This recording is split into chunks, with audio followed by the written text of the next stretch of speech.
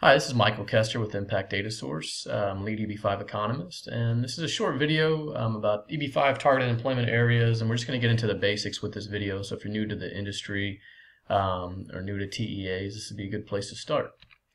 So about targeted employment areas, what is a TEA? So the definition tells us we can slice it two ways. It can either be a rural area or an area that has had high unemployment. The threshold is 150% of the national average rate.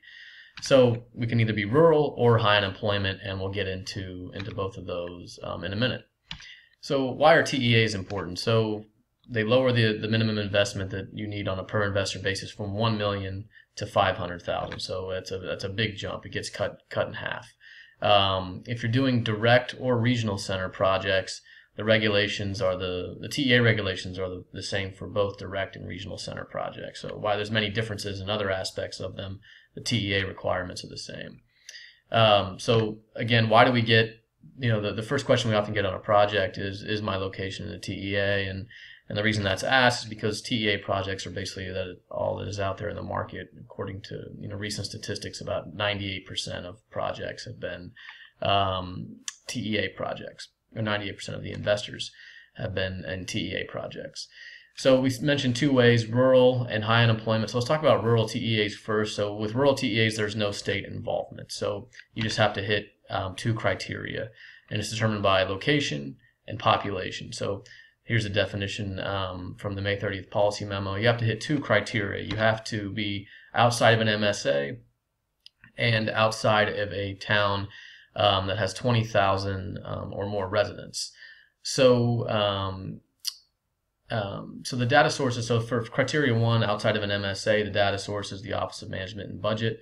We're not expecting any updates for a while on that. The most recent delineation was February 2013. For the population, the data source is the most recent decennial census. That was 2010. So we're not anticipating any changes at all on the population criteria as well. So if you hit those two criteria now, then it's good because you don't have to expect any changes in the future. In reality, though, most EB-5 projects are within an MSA, so we can't rely on this rural status. But if you can, it's nice. So majority of projects have to rely on high unemployment because they're within an MSA. So let's talk about high unemployment. So this is where we're determined by unemployment rates. There's that 150% threshold again. The threshold for 2014 is 9.3%. And this is where, with high unemployment TEAs, this is where we get into state involvement. Now, most states go on an annual basis. So that's why I'm talking about the most, they go on off a calendar year basis. That's why I'm talking about the most recent calendar year of 2014. So you can see the threshold was 11.1 in 2013. It's now dropped to 9.3. So a key takeaway from all this on the high unemployment side is that we're dealing with the states here, and states differ sometimes drastically on what they will allow and what they won't allow as far as TEAs, and we'll talk about more about that now. So what kind of areas can be a high unemployment TEA? If you have your large area such as your MSA, your county or city qualifies, then that's okay. But in reality, we must rely on sub areas, getting down to smaller areas such as census tracts and sometimes block groups. So this is where we have to worry about getting the state TEA letter. So we're talking about census tracts and combination of census tracts, and so states differ on what they'll allow because USCIS has deferred to states in determining the shape or the boundary. So you'll see that some states are flexible and some are not. So let's just take a quick example in practice. This is how census tract combination can work. Have a project site here located by this star. It's within a census tract that doesn't qualify, but the orange tracts around it do have high unemployment. So we can make a nice rounded, reasonable TEA area there that would qualify and reach the necessary threshold.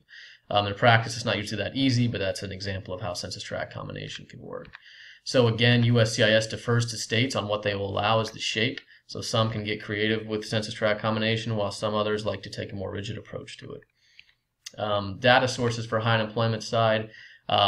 Using states typically use Bureau of Labor Statistics, local area unemployment statistics, and then down to the census tract calculations. There's multiple data sources, and usually the American Community Survey is part of the calculation that goes into the final census tract calculations.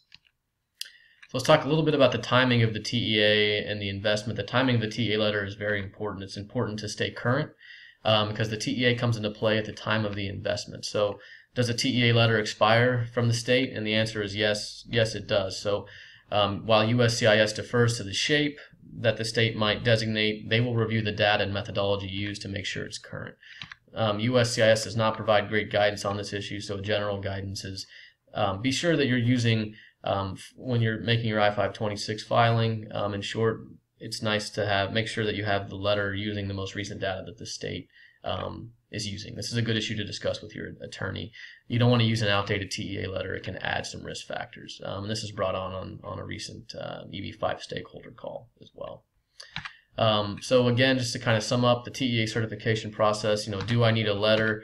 How's it certified? So a rural TEA, there's no state involvement, so you need to provide your own independent evidence with your application to show that the rural requirements are met. Again, in practice, most EB-5 projects have to rely on high unemployment. This is where the state gets involved.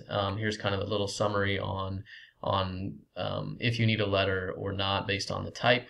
So again, typically a letter is needed for the majority of the projects because we have to get down to the census tract level to get them to qualify.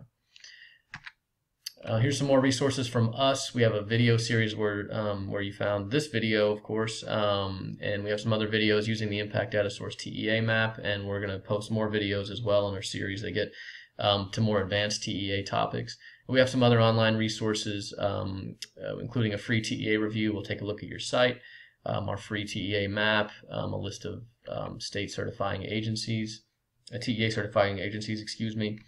And feel free to, again, we also do EB-5 economic job studies for regional center projects, have a significant amount of experience with that. So contact us on any job study or TEA questions you might have, and we're happy to help out. Thank you.